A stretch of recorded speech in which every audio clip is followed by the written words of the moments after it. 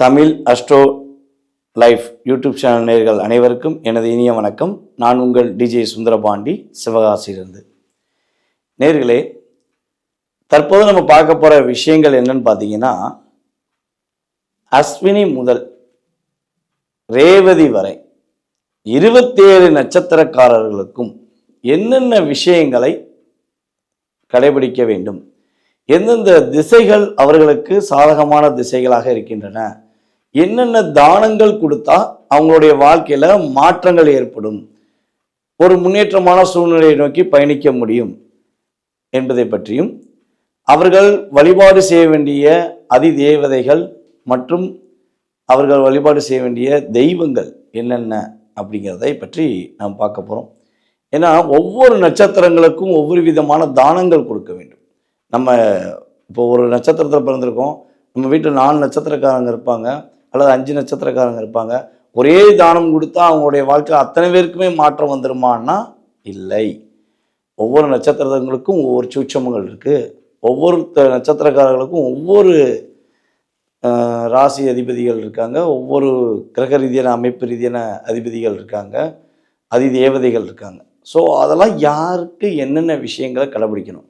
இப்போ நமக்கு லோன் வேணும் அப்படின்னா நம்ம பேங்க்கில் போய் கேட்கலாம், அல்லது பணம் கொடுத்து மாற்றி விடுற நம்மளுடைய பக்கத்தில் இருக்க வட்டி கொடுத்து வாங்குறவங்கள்ட்ட கேட்க முடியும்.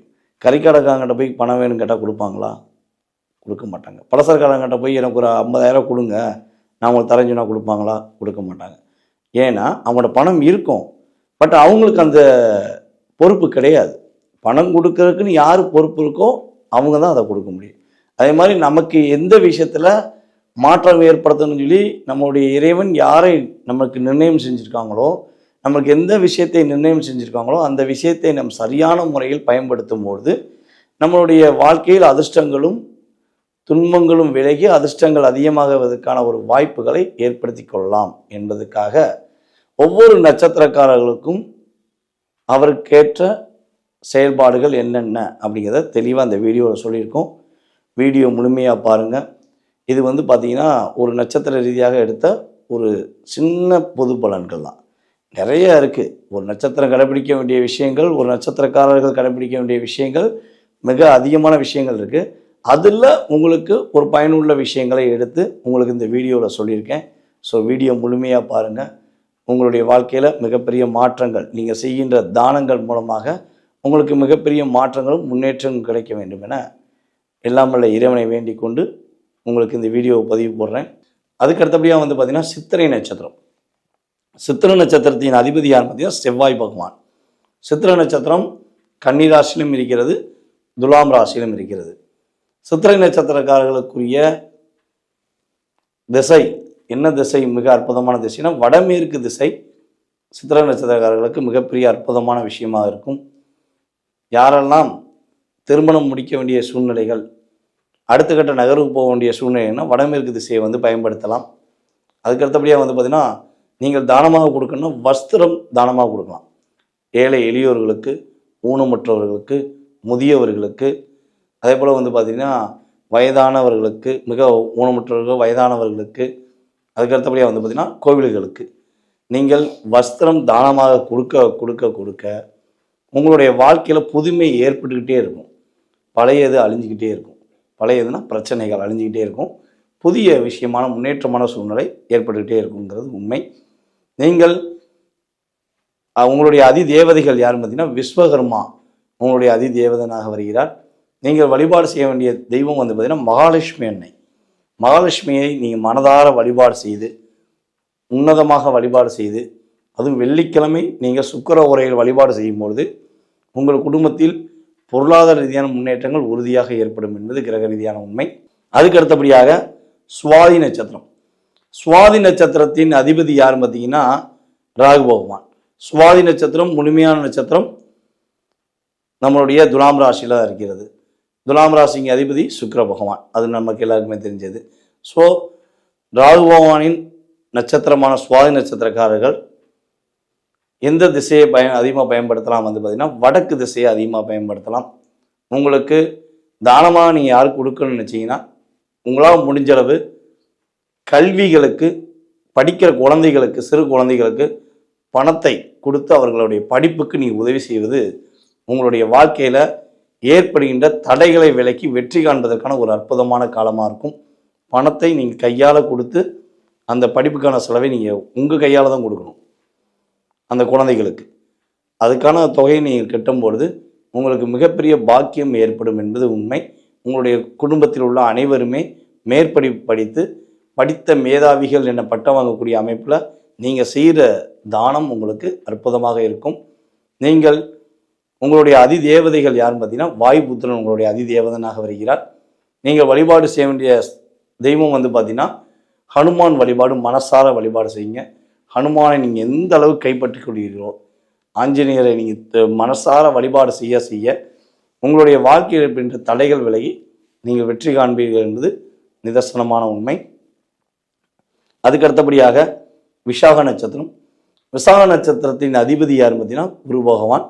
விஷாகம் பார்த்தீங்கன்னா துலாமிலையும் இருக்கிறது, அதுக்கு அடுத்தபடியாக விருச்சக ராசியிலும் இருக்கிறது.